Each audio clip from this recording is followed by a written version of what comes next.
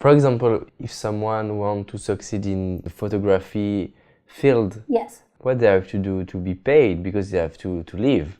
It is one thing to do photography, I do. Yes. It is another thing to be paid and to become a professional. It's almost like someone that says when they're young, oh, I love to play basketball and I want to make a living being a famous basketball player. Yeah. You never know. You really don't. The same with photography. But I would suggest always, if that's the passion, at least start, and my daughter, she's a designer, but people make their own paths and they don't even realize little choices make such a big difference. So, it begins with a... Yes, exactly.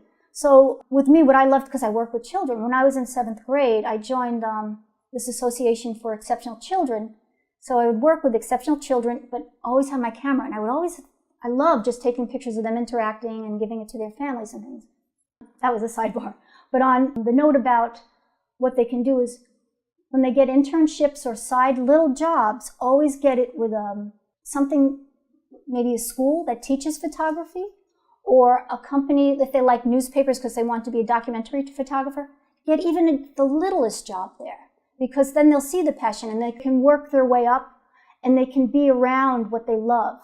And just that's an inspiration to go on, because if they took something little, let's say they worked as a waiter in a restaurant just to make extra money to buy camera equipment, it's not going to feed their internal, like you always said, soul. It won't feed their flame. Like their core needs the passion if they wanted to get that in the field. And you know what? If they don't become a famous photographer, the fact that they can even help with set designs or do things like that. Some people do the background of rock concerts, and that's photography. You know how they have the film type of things? It's all different kinds of photography. National Geographic, maybe they can help with that, or television behind the scenes.